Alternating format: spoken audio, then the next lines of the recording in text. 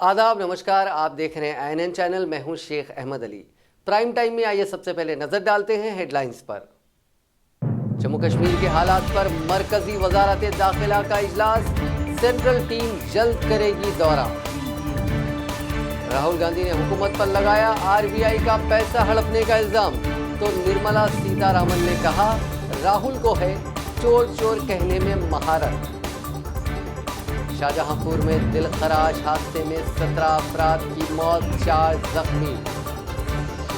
शहरियार ने हैदराबाद से किए गए वादों की होगी तकमील, TRS के इजलास में KTR का तय खुद।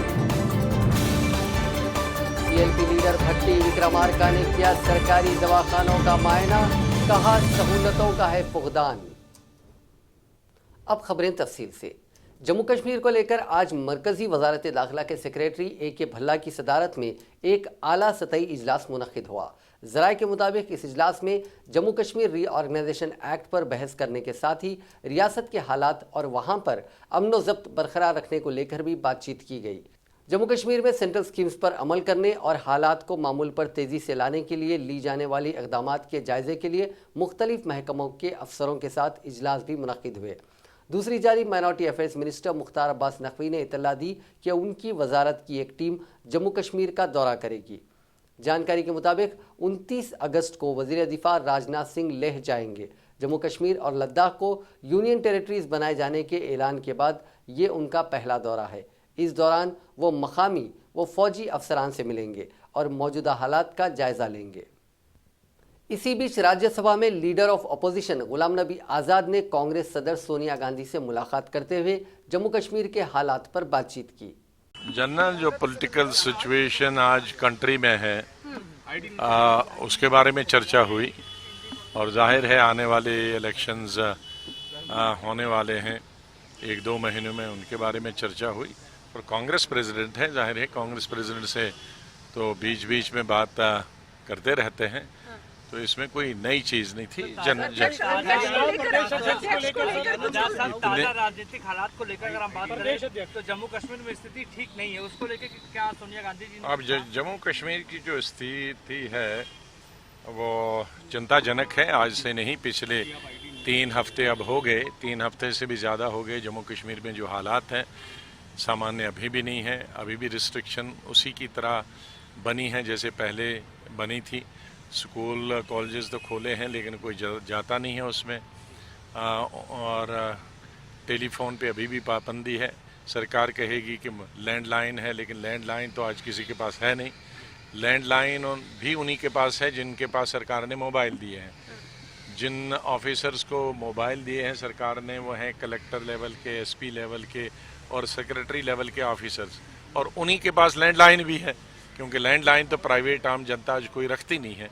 तो सच कहें तो 99% लोगों के पास तो अभी भी टेलीफोन की कोई भी सुविधा नहीं है अपने रिश्तेदारों से अपने। और सबसे बड़ी चिंताजनक और जो बात हुई टेलीफोन से भी लाकर कि ये जो सीज़न था ये सरकार ने बहुत ही गलत सीज़न चुना ये कानून लाने के लिए, क्योंकि टूरिज़्म सेशन होता है, सीज़न होता है जुलाई, अगस्त, सितंबर, अक्टूबर टूरिज़्म का है। तो टूरिज़्म को तो इस केंद्रीय सरकार ने ख़त्म किया। एक तरफ से ये केंद्रीय सरकार कहती है कि हम वहाँ डेवलपमेंट करते हैं, लेकिन हमारी डेवलपमेंट की सबसे बड़ी जो इंडस्ट्री थी वो टूरिज़्म थी, और उस टूरिज़्म को केंद्रीय सरकार ने खुद ही ख़त्म किया ये कानून लाकर, और जो पर्यटक थे उनको वापस बुलाकर, यात्रियों को वापस बुलाकर, तो इस तरह का वातावरण किया। और दूसरी जो इम्पोर्टेंट बड़ी चीज़ थी वो थी फ्रूट। इन टूरिज़्म के बाद जो दूसरी इंडस्ट्री है वहाँ वो है फ्रूट की इंडस्ट्री। तो जहाँ सैकड़ों ट्रक आज रोज़ फ्रूट लेके आते थे, अब कोई फ्रूट का ट्रक नहीं, वो फ्रूट भी सड़ जाएगा। तो उसका मतलब है कि इस सरकार ने पॉलिटिकली जम्मू कश्मीर के लोगों को ख़त्म कर दिया, राजनीतिक तौर पर, आर्थिक तौर पर उनका टूरिज़्म ख़त्म कर दिया, और इकनॉमिकली उनकी जो इकनॉमी थी वो जिस चीज़ पे चलती थी, एक्सपोर्ट पे इतना होता था, वो तमाम ख़त्म हो गया। तो जो भी केंद्रीय सरकार से हो सकता था जम्मू कश्मीर के लोगों को तकलीफ़ देना, वो तमाम प्रयास केंद्रीय सरकार ने की। रिजर्व बैंक ऑफ इंडिया की जानिब से अपने रिजर्व फंड से हुकूमत को 1,76,000 करोड़ रुपए देने के मामले में वजीर आजम नरेंद्र मोदी और वजीर खजाना निर्मला सीतारामन पर हमला करते हुए कांग्रेस कायद राहुल गांधी ने कहा कि वजीर आजम और वजीर खजाना दोनों को इल्म ही नहीं है कि माशी बहरान से किस तरह निपटा जाए। राहुल गांधी ने सोशल मीडिया पर अपनी एक पोस्ट में लिखा कि वजीर आजम और वजीर खजाना को इल्म ही नहीं है कि उनके जरिए पैदा माशी बहरान से कैसे निपटा जाए। उन्होंने लिखा कि आरबीआई से रकम चुराने से काम नहीं चलेगा। ये वैसे ही है कि एक डिस्पेंसरी से बैंडेड चुराकर गोली के जख्म पर लगाया जाए। राहुल गांधी ने अपने ट्वीट के लिए आरबीआई लूट का टैग इस्तेमाल किया। आरबीआई ने पीर को फैसला किया है कि वह अपने रिजर्व फंड से साल 2018-19 के लिए 1,23,000 करोड़ रुपए और इख्तिसादी सरमायाजाती फ्रेमवर्क पर बिमल जालान कमेटी की सिफारिश के मुताबिक मजीद 52,637 करोड़ रुपए मरकजी हुकूमत को जारी करेगा। राहुल गांधी के इस ट्वीट का जवाब देते हुए निर्मला सीतारामन ने कहा कि राहुल गांधी को जनता ने माकूल जवाब दिया है, अब इस तरह के अल्फाज का दोबारा इस्तेमाल करने का क्या फ़ायदा है। बिमल जालान कमेटी को आरबीआई ने अपॉइंट किया था। इसमें जानकार लोग मौजूद थे जिन्होंने एक रास्ता निकाला और इसी के तहत ये रकम आई। ऐसे में आरबीआई की क्रेडिबिलिटी को लेकर दी गई कोई भी तजवीज़ अजीब लगती है। मुझे जब भी राहुल गांधी जी चोरी, चोर ये सब बातें उठाते हैं ना, एक विषय याद आता है। वो बहुत प्रयत्न किए, चोर चोर चोरी चोरी बोल करके जनता ने उसको सटीक जवाब दिए। उसके बाद भी वही शब्दों को मैं उपयोग करूंगा। इससे क्या निकलता है?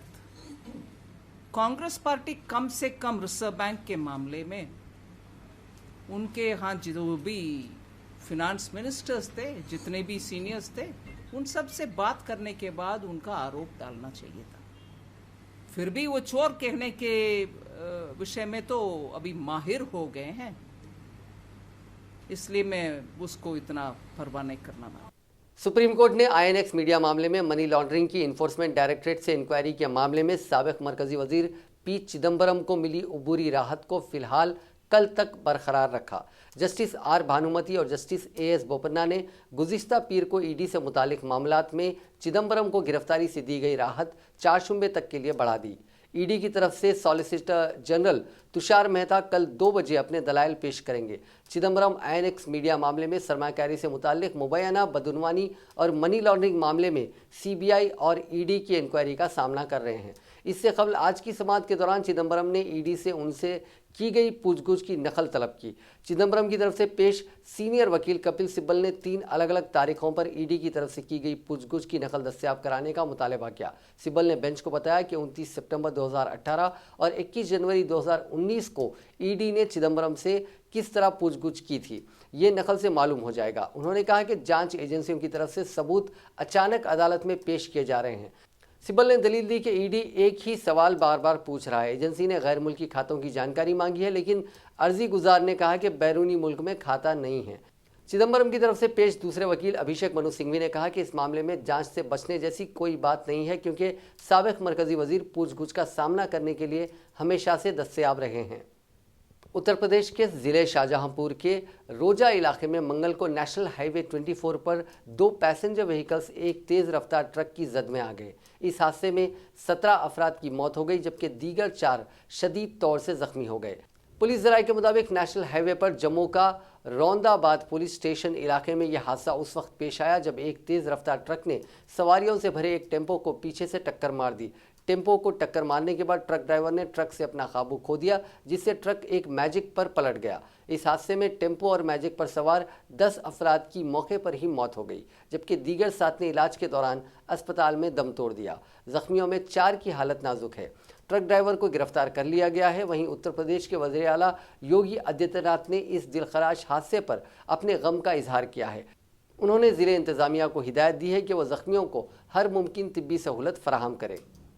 उत्तर प्रदेश के अलीगढ़ में आज सुबह एक खानगी कंपनी का ट्रेनी एयरक्राफ्ट लैंडिंग के दौरान हाईवे की पट्टी पर क्रैश हो गया और इसमें आग लग गई। इससे पहले इसमें सवार सभी 6 लोग महफूज निकलने में कामयाब रहे। बताया जा रहा है कि एयरक्राफ्ट का पहिया बिजली के तार में फंसने की वजह से यह हादसा हुआ। यह एयरक्राफ्ट दिल्ली से मरम्मत के लिए लाया गया था। एडीएम विवेक शर्मा के मुताबिक अलीगढ़ एयरपोर्ट पर स्टैंडर्ड रनवे का काम चल रहा है। इसके तहत रनवे को 500 मीटर बढ़ाया जा रहा है। पायलट ने गलती से मौजूदा रनवे से पहले ही एयरक्राफ्ट नीचे कर दिया। इसके चलते एयरक्राफ्ट का पहिया तारों में उलझ गया। कांग्रेस कायद राहुल गांधी ने इस महीने लगातार दूसरी बार अपनी पार्लियामेंट्री कॉन्स्टिट्यूएंसी वायनाड का दौरा किया। साबिक कांग्रेस सदर ने सैलाब से मुतासिर लोगों से मुलाकात की। उन्होंने कहा कि कांग्रेस की केरल में और ना ही मरकज में कोई सरकार है, लेकिन मुतासरीन को उनका हक दिलाना उनका फर्ज है। राहुल केरला के 4 दिन के दौरे पर हैं। पहले दिन उन्होंने चुंगम और वलाड के कैंप्स का दौरा किया और मुतासिर लोगों के बीच रिलीफ मटेरियल तकसीम किया। लोगों ने राहुल गांधी से शिकायत की कि उनका घर तबाह हो गया और रियासती हुकूमत की तरफ से 10,000 रुपये की भी मदद नहीं दी गई। कारगुजार सदर तेलंगाना राष्ट्र समिति केटी रामाराव ने कहा कि शहरियाने हैदराबाद से जो वादे किए गए थे उनकी तकमील की जाएगी। मंगल को यूसुफगुड़ा के विजय भास्कर रेड्डी स्टेडियम में पार्टी की रुकनीत साजी मुहिम के मौके पर तकरीबन 8,000 अफराद को रुकनीत दी गई। उन्होंने इस मौके पर हल्का असम्बली जुबली हिल्स के पार्टी कायदीन को मुबारकबाद दी कि रुकनीत साजी मुहिम में यह हल्का दूसरे हल्कों से आगे निकल गया। तारक रामाराव ने कहा कि चंद्रशेखर राव की हुक्मरानी की मुल्क की मुख्तलिफ रियासतें सताइश कर रही हैं। उन्होंने कहा कि हैदराबाद की तरक्की के लिए मजीद बहुत कुछ किया जाना बाकी है और हुकूमत की तरजीहात में भी कई इकदाम शामिल हैं। उन्होंने वादा किया कि हैदराबादी अवाम से जो वादे किए गए थे उनकी तकमील की जाएगी। केटीआर ने कहा कि चीफ मिनिस्टर के चंद्रशेखर राव दरियाए गोदावरी का पानी हैदराबाद को मुंतकिल कर रहे हैं, जिसकी वजह से शहर में अवाम को पानी की जो किल्लत थी वो ख़त्म हो गई है और हैदराबाद को तमिलनाडु के चेन्नई की तरह पानी की किल्लत का सामना नहीं करना पड़ेगा। चीफ मिनिस्टर केसीआर के फर्जन केटीआर ने कहा कि उनके बचपन में गणेश फेस्टिवल के दौरान हैदराबाद में कर्फ्यू रहा करता था, लेकिन अब मुख्तलिफ तबकात के दरमियान कोई तनाज़ात नहीं है और लॉ एंड ऑर्डर की सूरत हाल भी बेहतर है। टीआरएस के कारगुजार सदर ने इस मौके पर अपोजिशन कांग्रेस पर भी सख्त तनकीद की और कहा कि पानी की दस्तयाबी से किसानों की जो फसलें तैयार हो रही हैं वो कांग्रेस कायदीन को पसंद नहीं आ रही हैं। उन्होंने कहा कि कांग्रेस कायदीन सोचे समझे बगैर ही हुकूमत के खिलाफ तनकीदें कर रहे हैं और असेंबली के अलावा लोकसभा इंतखाबात में कांग्रेस को जिस तरह की शिकस्त हुई उसका इस जमात को मुहासिबा करना चाहिए। उन्होंने कहा कि तेलंगाना में टीआरएस हुकूमत से अवाम खुश हैं, जिसकी वजह से कांग्रेस कायदीन की नींदें उड़ गई हैं। उन्होंने दावा किया कि तेलंगाना में जिन बहबूदी प्रोग्रामों पर अमल किया जा रहा है उसकी मिसाल मुल्क भर में नहीं मिलती। चीफ मिनिस्टर केसीआर की क़यादत में तेलंगाना बहबूदी रियासत बन गई है, जहां अवाम बशमूल किसानों को 24 घंटे बरक़ी सरबराही की जा रही है और ज़ायद अज़ 50 लाख अफराद को वज़ाइफ भी जारी किए जा रहे हैं, जिन पर 12,000 करोड़ रुपए का खर्च आ रहा है। ఏదైనా రాష్ట్రంలో కాంగ్రెస్ పాలిత రాష్ట్రంలో గాని బీజేపీ పాలిత రాష్ట్రంలో గాని ఎక్కడన్నా కళ్యాణ లక్ష్మి షాదీ ముబారక్ లాంటి కార్యక్రమం ఉన్నదా ఒక్కసారి చెప్పాలని చెప్పి నేను కోరుతా ఉన్నా। ఈ దేశంలో ఎక్కడన్నా ఏ రాష్ట్రంలోనైనా బీజేపీ పాలిత రాష్ట్రంలో గాని కాంగ్రెస్ పాలిత రాష్ట్రంలో గాని 2,000 రూపాయల పెన్షన్లు 3,000 రూపాయల పెన్షన్లు ఉన్నాయా ఒక్కసారి చెప్పమని చెప్పి ఆ పార్టీ నాయకులను నేను అడుగుతా ఉన్నా। ఈ దేశంలో ఏ రాష్ట్రంలోనైనా గాని ఎక్కడైనా గాని బీసీలకు ఎస్సీలకు ఎస్టీలకు మైనారిటీలకు 700 గురుకుల పాఠశాలలు పెట్టి ఒక్కో విద్యార్థి మీద 1,20,000 రూపాయలు ఖర్చు పెడుతున్న ప్రభుత్వం ఎక్కడన్నా ఉన్నదా ఒక్కసారి చూపెట్టమని చెప్పి నేను ఆ రాజకీయ పార్టీల మిత్రులను కోరుతా ఉన్నా। नायब सदर जमहूरिया एम वेंकैया नायडू ने आज कहा कि जम्मू कश्मीर को खुसूसी मौक़िफ़ अता करने वाली आर्टिकल 370 की मनसूखी एक सियासी मसला नहीं लेकिन ये एक कौमी मसला है। विजयवाड़ा में नामवर शहरियों के साथ तबादला ख्याल प्रोग्राम के दौरान वेंकैया नायडू ने कहा कि एक तवील अरसे बाद आर्टिकल 370 मनसूख की गई, जो मुल्क के लिए बेहतर कदम है। उन्होंने कहा कि हालांकि चंद आर्जी मसाइल हो सकते हैं, लेकिन ये एक सियासी मसला नहीं है बल्कि कौमी मसला है। नायब सदर जमहूरिया ने याद दहानी कराई कि राज्यसभा में आर्टिकल 370 मनसूखी के लिए जब बिल पेश किया गया था उस वक्त वो कुर्सी सदारत पर फाइज थे और क़वायद को बालाए ताख रखते हुए मुबाहिस किए गए और बिल मंजूर किया गया। नवंबर 1963 में जवाहरलाल नेहरू की तकरीर का हवाला देते हुए उन्होंने कहा कि आर्टिकल 370 सिर्फ आर्जी थी। उन्होंने कहा कि पार्लियामेंट ने 110 क़वानीन वज़ा किए हैं जो मुल्क भर के लिए काबिल इतलाक़ है, लेकिन इन क़वानीन से सिर्फ जम्मू कश्मीर मुस्तस्ना था, जहां हत्ता के तहफ़्फ़ुज़ात पर भी अमलावरी नहीं की जा रही थी। उन्होंने कहा कि चंद जमातों ने नाइंसाफ़ियों को महसूस करते हुए दफ़ा की तनसीख की तायीद की। उन्होंने मजीद कहा कि आर्टिकल 370 की मनसूखी के लिए हालांकि सिर्फ 4 घंटे ही अलॉट किए गए थे, लेकिन ऐवान ने 6.5 घंटे तक मबाहिस किए, जिसमें हर रुकन को इजहार ख्याल का मौका दिया गया। उन्होंने मजीद कहा कि राज्यसभा में 2/3 अक्सरियत के साथ ये बिल मंजूर किया गया, जबकि लोकसभा ने भी अक्सरियती अरकान की तायद के जरिए इस बिल की मंजूरी अमल में आई, जो बाअस मसरत है। नरेंद्र मोदी की ज़ेर क़यादत हुकूमत ने 5 अगस्त को आर्टिकल 370 की मनसूखी का ऐलान किया, जिसके ज़रिए जम्मू कश्मीर के खुसूसी मौक़िफ़ को ख़त्म किया गया। नए कानून के ज़रिए जम्मू कश्मीर को 2 मरकज़ी ज़ेर इंतज़ाम इलाक़ों में तकसीम किया गया, जिनमें जम्मू कश्मीर और लद्दाख शामिल हैं। मरकज़ी ममलिकती वज़ीर दाखिला जी किशन रेड्डी ने कहा कि हिंदुस्तान इस वक्त बैरूनी और अंदरूनी दहशतगर्दी का शिकार है और नरेंद्र मोदी हुकूमत इस दहशतगर्दी को जड़ से ख़त्म करने के लिए इक़दामात कर रही है। उन्होंने कहा कि हिंदुस्तान की इन कोशिशों में इसराइल का अहम तरीन रोल है। इसराइल बरसा बरस से अंदरूनी दहशतगर्दी का मुकाबला करने के लिए जिन वसाइल का इस्तेमाल कर रहा है, अब हिंदुस्तान भी उनसे इस्तेफादा करेगा। किशन रेड्डी हिंदुस्तान इसराइल के मुश्तरका प्रोजेक्ट स्ट्रा रफ़ाइल कम्युनिकेशन लिमिटेड के इफ्तिताही मौके पर खिताब कर रहे थे। अपनी तकरीर में किशन रेड्डी ने कहा कि डिफेंस और फार्मास्यूटिकल शोबे में 100% FDI की इजाज़त दी गई है। उन्होंने बताया कि 60% डिफेंस इक्विपमेंट खानगी शोबे से ख़रीदे जाते हैं, जो बड़ी तहकीक के बाद बनाए गए हैं और हिंदुस्तानी फोर्सेस की ज़रूरियात के मुताबिक हैं। किशन रेड्डी ने मजीद कहा कि मुल्क में हर साल 90 लाख नई मुलाजिमतों की फराहमी के मोदी के वादे की तकमील की जानिब कई इक़दामात किए जा रहे हैं और ये सिलसिला कम से कम 10 साल तक जारी रहेगा। इस मौके पर इसराइली सफ़ीर रोन माल्का ने कहा कि हिंदुस्तान इसराइल का बेहतरीन और बाएतिमाद दोस्त है और 26 साल बाद हिंदुस्तान के ताल्लुकात आज उरूज पर हैं। हिंदुस्तान में जो दरअंदाजी की जा रही है, इसके खात्मे के लिए इसराइल हिंदुस्तान के शाना बशाना खड़ा है और हिंदुस्तान को तहकीक के शोबे में जो भी मदद की ज़रूरत होगी वो इसराइल फराहम करेगा।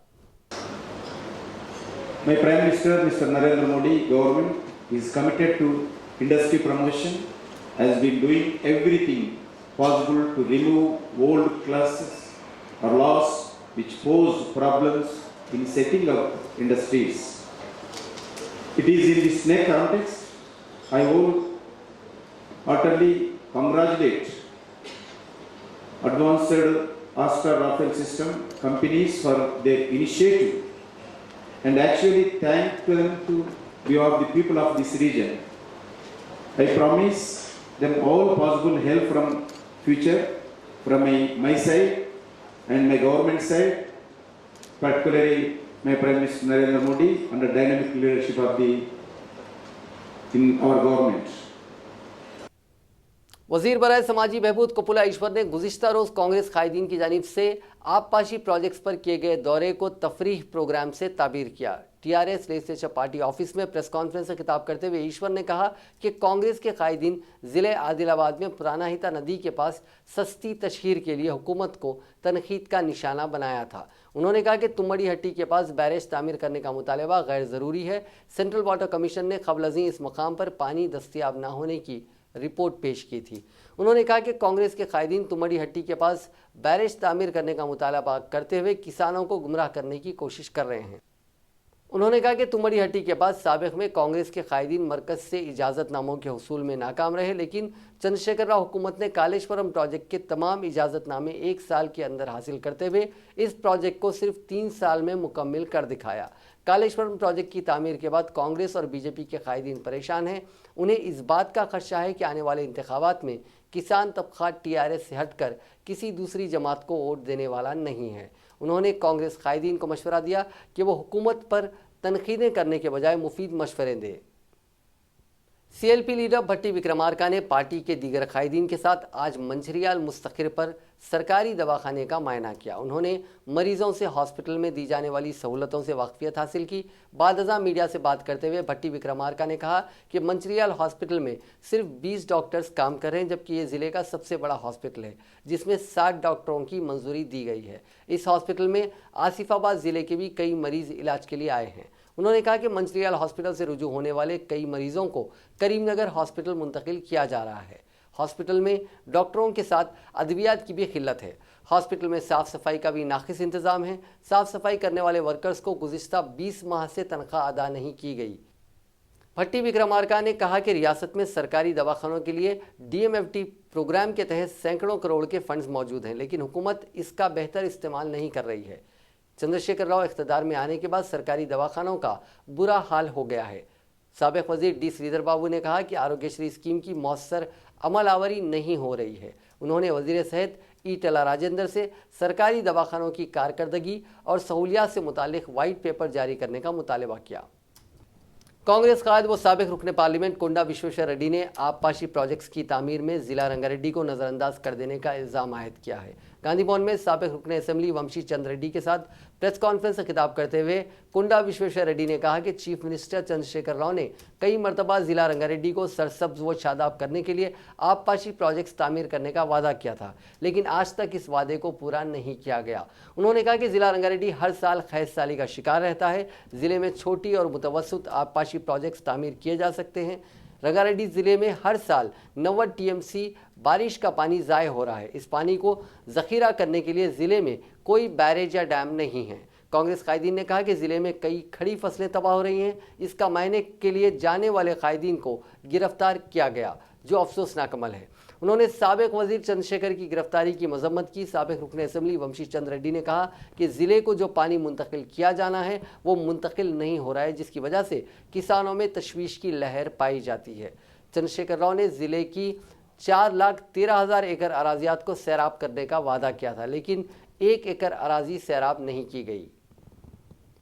TRS NRI सेल के कोऑर्डिनेटर महेश बेगाला ने पार्टी के कारगुजार सदर तारक रामाराव से नुमाइंदगी करते हुए मलेशिया में गैर कानूनी तौर पर मुकीम तेलंगाना के अफराद को वतन वापस लाने के लिए हुकूमत की जानिब से माली इमदाद फराहम करने की दरख्वास्त की। इस सिलसिले में महेश बेगाला ने TRS के कारगुजार सदर को एक तहरीरी याददाश्त भी पेश की। बादशाह मीडिया से बात करते हुए उन्होंने बताया कि दुबई और दीगर खलीजी ममालिक के तर्ज पर मलेशिया की हुकूमत ने भी बैक फॉर गुड प्रोग्राम के नाम पर मुल्क में गैर कानूनी तौर पर मुकीम बैरूनी शहरियों को आम माफ़ी का ऐलान किया है। जारिया साल 31 दिसंबर तक गैर कानूनी तौर पर मुकीम शहरियों को अपने वतन वापस होने की इजाज़त दी है, लेकिन हुकूमत मलेशिया ने ऐसे अफराद के लिए 2 शराइत रखी हैं, जिनमें पहली शर्त 700 रंगुट मलेशिया यानी हिंदुस्तानी 12,000 रुपये का जुर्माना और फ़्लाइट टिकट का इंतज़ाम करना भी शामिल है, जिस पर तकरीबन 8,000 रुपये के मसारिफ आयद होंगे। इन 2 शराइत की तकमील पर हर शख्स को तकरीबन 20,000 रुपये के अखराजात बर्दाश्त करना होगा। महेश बेगाला ने कहा कि मलेशिया में तेलंगाना से ताल्लुक़ रखने वाले तकरीबन 1,000 से ज़ायद अफराद हैं जो हुकूमत मलेशिया की शराइत पूरी नहीं कर सकते। उन्होंने कहा कि तारक रामाराव से मुलाकात करते हुए इस सिलसिले में हुकूमत की जानिब से मदद करने की ख्वाहिश की गई है। मलेशिया में परेशान हाल तेलंगाना के अफराद को वापस लाने के लिए हुकूमत की जानिब से माली इमदाद की दरख्वास्त की गई है। उन्होंने कहा कि गुज़िश्ता साल दुबई में परेशान हाल 600 अफराद को हुकूमत के ताउन से वापस लाया गया था। बीजेपी के कौमी नायब सदर श्याम जाजू ने कहा कि तेलंगाना की आवाम ने बीजेपी को मुतबादिल जमात के तौर पर कबूल कर लिया है। पार्टी दफ्तर में बल्दी इंतखाबात और बीजेपी के तंजीमी इंतखाबात के सिलसिले में मुनक़िदा वर्कशॉप में शिरकत के बाद मीडिया से बात करते हुए उन्होंने कहा कि तेलंगाना में रुकनियत साजी मुहिम 100% कामयाब रही। तेलंगाना में पार्टी काफ़ी मेहनत कर रही है। उन्होंने कहा कि पार्टी के तंजीमी इंतखाबात का अमल दिसंबर तक मुकम्मिल हो जाएगा। उन्होंने कहा कि कांग्रेस के सदर के इंतखाब के लिए जो इजलास मुनक़िद हुआ था, इसमें किसी भी हालत में गांधी खानदान से दोबारा सदर बनाने का फैसला लिया गया, जबकि बीजेपी में इंतखाबात पूरी शफाफियत के साथ मुनक़िद किए जाते हैं। West zone task force police ने हवाला के जरिए गैर कानूनी तौर पर रकम की मुंतकली के एक बड़े रैकेट को बेनकाब करते हुए 7 मुलजिमीन को गिरफ्तार कर लिया है, जो गुजरात से ताल्लुक़ रखते हैं। Commissioner city police Anjani Kumar ने आज यहां प्रेस कॉन्फ्रेंस को मुखातिब करते हुए बताया कि कानूनी दस्तावेज के बगैर 5 करोड़ रुपए की रकम मुंतकिल की जा रही थी, जिसे जब्त कर लिया गया। ये रकम 2,000 रुपये, 500 रुपये और 200 रुपये के नोटों पर मुश्तमिल है। अंजनी कुमार ने बताया कि एक खुसूसी इत्तला की रोशनी में west zone task force police ने जुबली हिल्स चेक पोस्ट पर एक कार का पता चलाया, जिसके जरिए रकम मुंतकिल की जा रही थी। उन्होंने बताया कि टोली के अरकान ये खतीर रकम मुंबई मुंतकिल कर रहे थे। कमिश्नर पुलिस ने बताया कि इब्तदाई तहकीकात के दौरान ये बात इल्म में आई है कि गिरफ्तार शुदा मुलजिमीन हैदराबाद में गैर कानूनी तौर पर रुकूमात की मुंतकिली का कारोबार कर रहे थे और वो किसी भी किस्म के अकाउंट्स की मामलतों की बजाय ज़रूरतमंद कस्टमर्स को रुकूमात फराहम करते थे। कमिश्नर पुलिस के मुताबिक 0.6% शरह सूद के हिसाब से कस्टम्स को रकम फराहम की जाती थी और फ़ोन पर ही ऑर्डर हासिल किए जाते थे। उन्होंने बताया कि हवाला के इस रैकेट के तार मुंबई से भी मिलते हैं, जहां के कारोबार हर्षद भाई पटेल देखा करता था। मनी ट्रांसफर रैकेट डिटेक्ट हुआ, जिसमें टोटल 5 करोड़ कैश, 2 कार और 1 बाइक का भी इन्वॉल्वमेंट है। 26 अगस्त को टास्क फोर्स वेस्ट जोन के तरफ से ये 7 लोगों को पकड़ा गया, जिनके पास से ये cash 5 crore cash, 1 Maruti Suzuki car, 1 Hyundai accent car, 1 Honda Activa bike का भी रिकवरी हुआ है। इस पूरे ऑपरेशन में जो रिस्पोंडेंट्स हैं उसमें विपुल कुमार पटेल, जो पाटन तालुक और डिस्ट्रिक्ट गुजरात के रहने वाले हैं, और उनके साथ शैलेश भाई, राजेश, रमेश भाई पटेल, उपेंद्र कुमार पटेल, पटेल चेतन कुमार, ये लोग सब मोस्टली गुजरात के रहने वाले हैं। इनके पास से ये रिकवरी हुआ है। ये पूरा ऑपरेशन जुबली हिल चेकपोस्ट के पास हुआ और ये इलीगल मनी ट्रांसफ़र का जो चेन है, ये as per rule, as per regulations हम लोग इनकम टैक्स डिपार्टमेंट को हैंड ओवर करेंगे और इनकम टैक्स डिपार्टमेंट इसको पूरा फ्लो, कब कैश विड्रॉ हुआ, कहाँ से विड्रॉ हुआ, किसके पास जाना है, ये लोग सब उसका पता करेंगे। ग्रेटर हैदराबाद म्यूनिसिपल कॉर्पोरेशन के नए कमिश्नर के तौर पर लोकेश कुमार ने आज जिम्मेदारी संभाल ली। इस मौके पर उन्होंने वाजे किया कि जीएचएमसी में रिश्वतखोरी बर्दाश्त नहीं की जाएगी। उन्होंने कहा कि हैदराबाद को तमाम शोबों में तरक्की दी जाएगी। शहर की सड़कों की मरम्मत के लिए तमाम महकमे जात के साथ तालमेल किया जाएगा। आने वाले गणेश फेस्टिवल के मौके पर मंसूबे के मुताबिक इंतजाम किए जाएंगे। उन्होंने निशानदेही की कि रियासती हुकूमत हैदराबाद पर तवज्जो मरकूज कर रही है और हुकूमत के तरजीही काम जैसे सैनिटेशन, इंफ्रास्ट्रक्चर के काम को अंजाम दिया जाएगा। उन्होंने टीम वर्क के जरिए काम करने पर जोर दिया। उन्होंने कहा कि हालिया बारिश के नतीजे में जो मसाइल पैदा हुए हैं उनको दूर करने की कोशिश की जाएगी। वाज़ेह है कि लोकेश कुमार को जीएचएमसी के कमिश्नर दाना किशोर की जगह नया कमिश्नर मुकर्रर किया गया है। अजीम तर बल्दिया हैदराबाद के मेयर राम मोहन ने कहा कि ओहदेदार तालमेल से काम करते हुए गणेश त्यौहार को कामयाब बनाएं। बल्दिया दफ्तर में उन्होंने पुलिस और दीगर महकमे के ओहदेदारों के साथ इजलास मुनक्किद करते हुए गणेश विसर्जन के इंतजामात का जायजा लिया। इस मौके पर राम मोहन ने कहा कि गुज़िश्ता साल के मुकाबले इस साल मजीद बेहतर इंतजामात किए जाएं। उन्होंने कहा कि सोशल मीडिया पर खुसूसी तवज्जो दी जाए ताकि झूठी खबरों को फैलने से रोका जा सके। इस मौके पर बल्दिया कमिश्नर लोकेश कुमार ने बताया कि 254 क्रेन मुख्तलिफ मकामात पर तैनात किए जाएंगे। गणेश पंडालों के पास सफाई इंतजामात किए जाएंगे। जहां क्रेन्स पर 8 करोड़ 24 लाख रुपए खर्च होंगे, वहीं 9 करोड़ 20 लाख रुपए से सड़कों की मरम्मत और विसर्जन के ज़ख़ीरे आब की सफाई की जाएगी। उन्होंने बताया कि 1 करोड़ की लागत से इजाफी लाइटिंग लगाई जाएगी। इसकी निगरानी के लिए 115 टीमों को मुकर्रर किया जाएगा। विसर्जन के दिन 32,52,000 पानी के पैकेट्स आवाम के लिए दस्तयाब रहेंगे। पुलिस कमिश्नर अंजनी कुमार ने बताया कि गुज़िश्ता साल 40,000 मूर्तियों का विसर्जन हुआ था। इस साल इसमें इजाफा होगा। उन्होंने बताया कि गणेश मूर्ति बिठाने के लिए ऑनलाइन दरख्वास्त दाखिल करनी होगी। मूर्ति को QR कोड दिया जाएगा। रच्चाकुंडा कमिश्नर ने बताया कि इनके हुदूद में 11,000 मूर्तियां बिठाई जाएंगी। इसके लिए तमाम इंतजामात मुकम्मल कर लिए गए हैं। इस इजलास में भाग्यनगर गणेश उत्सव समिति के कायदीन भी मौजूद थे। हिंदुस्तानी स्टार शटलर और world badminton champion PV Sindhu ने आज वज़ीर आज़म नरेंद्र मोदी से मुलाकात की। मोदी ने इस मौके पर सिंधु को मुबारकबाद दी। सिंधु के साथ मरकजी वजीर स्पोर्ट्स किरण रिजिजू, सीनियर कोच गोपी चंद भी मौजूद थे। इससे कबल सिंधु का दिल्ली एयरपोर्ट पर शानदार इस्तकबाल किया गया। Delhi and district cricket association यानी DDCA ने फिरोज शाह कोटला स्टेडियम का नाम साबिक मरकजी वजीर अरुण जेटली के नाम पर रखने का फैसला किया है। जेटली का पिछले हफ्ते इंतकाल हुआ था। वो DDCA के साबिक सदर रह चुके हैं। इसी मुनासिबत से स्टेडियम का नाम अब अरुण जेटली स्टेडियम रखा जाएगा। हालांकि ग्राउंड का नाम फिरोज शाह कोटला ही रहेगा। इसके लिए 12 सितंबर को एक प्रोग्राम मुनक्किद किया जाएगा। इस दौरान स्टेडियम के एक स्टैंड का नाम हिंदुस्तानी टीम के कप्तान विराट कोहली के नाम पर रखा जाएगा। इसका ऐलान पहले ही कर दिया गया है।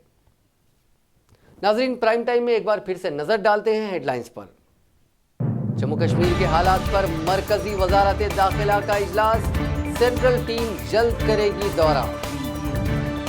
राहुल गांधी ने हुकूमत पर लगाया RBI का पैसा हड़पने का इल्जाम, तो निर्मला सीतारामन ने कहा राहुल को है चोर चोर कहने में महारत। शाहजहांपुर में दिलखराश हादसे में 17 अफराद की मौत, 4 जख्मी। शहरियार ने हैदराबाद से किए गए वादों की होगी तकमील, टीआरएस के इजलास में केटीआर का तय खुद। सीएलपी लीडर भट्टी विक्रमार्का ने किया सरकारी दवाखानों का मायना, कहा सहूलतों का है फुकदान। नाजरीन, आज के प्राइम टाइम में बस इतना ही। देखते रहिए एनएन चैनल।